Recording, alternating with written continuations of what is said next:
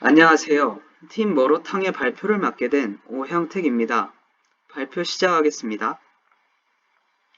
먼저 목차입니다.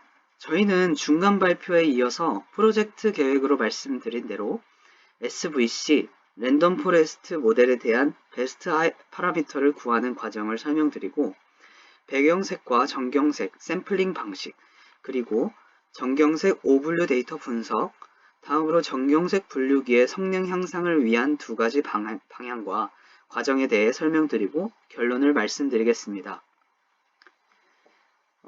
두 가지 모델에 대한 하이퍼 파라미터 선정 과정을 말씀드리겠습니다. 먼저 랜덤 포레스트 모델에 대한 하이퍼 파라미터를 찾는 과정입니다.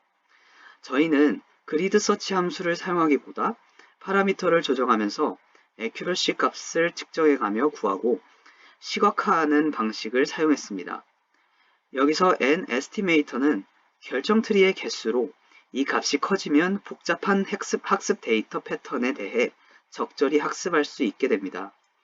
맥스 뎁스는 결정 트리에 의해 특정 노드가 포함하는 클래스를 제한하는 파라미터입니다.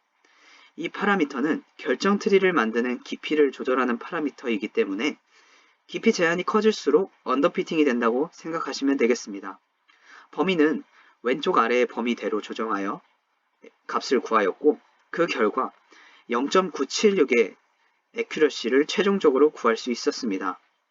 각 모델별 학습 시간의 평균은 10에서 20분 정도 소요된 걸 알 수 있었습니다. 다음은 SVC입니다. 이 역시 같은 방법으로 하이퍼 파라미터를 구하였습니다.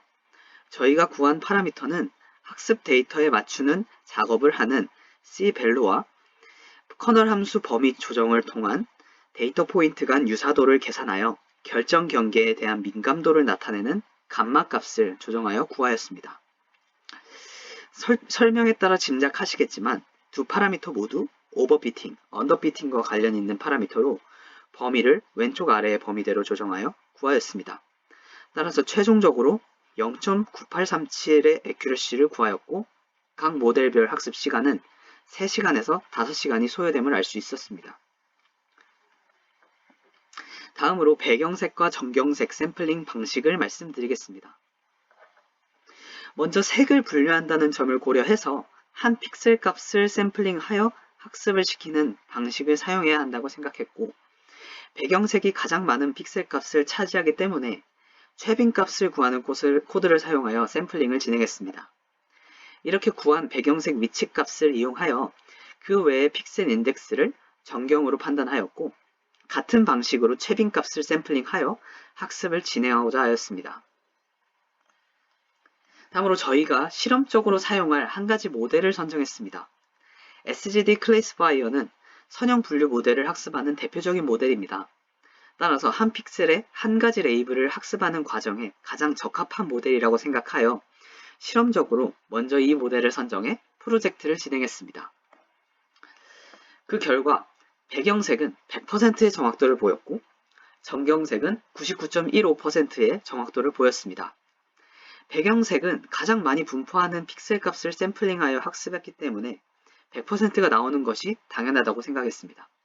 하지만 전경 부분에서 100%의 결과가 나오지 않는 부분이 저는 궁금증을 가지게 만들었고 오분류 검증 후에 성능을 높일 방법을 생각해내도록 했습니다. 저희는 이 결과에서 사실 앞에 모델에 대해서 99% 이상의 정확도를 보이는 시점에서 사실 SGD 클래시파이어 외에 다른 모델을 사용하는 것은 오분류 검증을 통한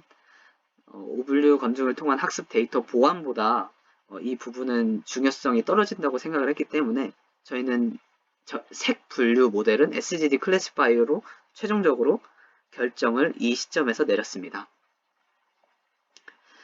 따라서 오분류 분석의 필요성을 느꼈고 오분류의 원인을 조사하면서 두 가지 방안을 생각했습니다. 첫 번째는 유클라디안 거리를 이용해 레인보우 컬러스에 가까운 값이라면 레인보우 컬러스에 있는 값으로 바꿔 샘플링 되도록 만드는 방안이었습니다.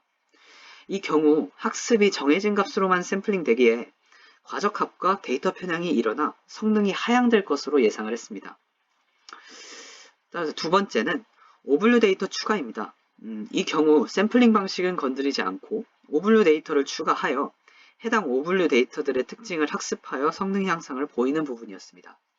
저희는 이 방안이 가장 적합하다고 생각을 했습니다. 정경색 오분류 데이터 분석입니다. 저희는 모든 데이터의 인덱스 값을 붙여서 오분류 데이터를 출력할 수 있도록 만드는 그런 과정을 코드로 만들었고, 이를 출력한 결과 한 가지 공통점이 있었습니다.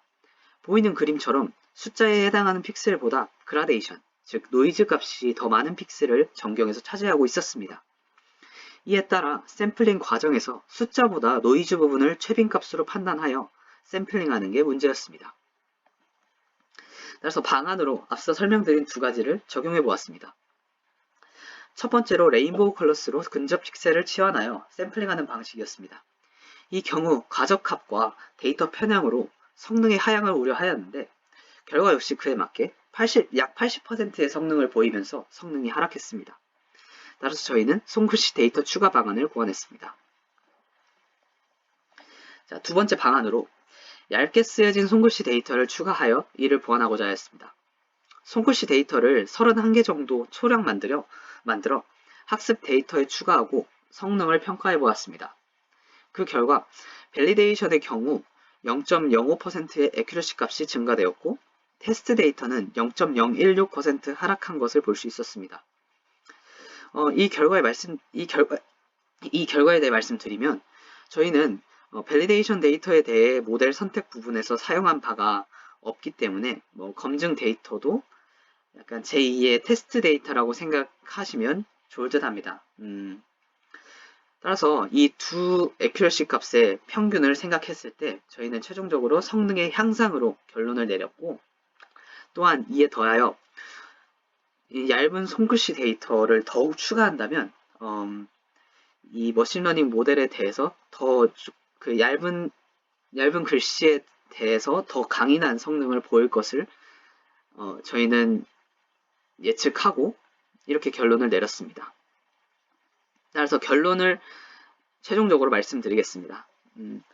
사실 발표하는 동안에 저희가 중간 발표에서 하겠다고 말씀드린 노이즈를 다루는 부분은 나오지 않았습니다.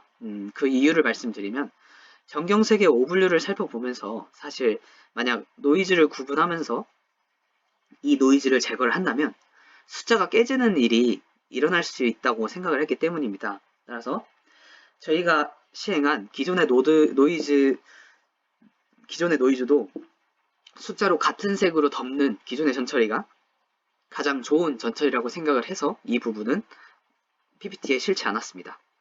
따라서 최종적으로 애큐러시, 그러니까 성능에 대해서 말씀을 드리면 숫자 분류기의 경우 98%의 최고의 애큐러시를 달성하였고, 이 애큐러시를 이용하고 싶으면 SVC를, 시간적인 부분을 고려한다면 랜덤 포레스트를 사용하는 것이 바람직하다는 결론을 내렸습니다. 후경 분류기는 1의 정확도가 나오는 시점에서 저희는 마무리를 지었고, 정경 분류기에서는 오분류에 해당하는 데이터를 더욱 추가한다면 성능 향상과 더불어 얇은 글씨체에 해당하는 엠리스트 값의 강인한 모습을 보일 것으로 판단하는 결론을 내렸습니다. 발표 들어주셔서 감사합니다.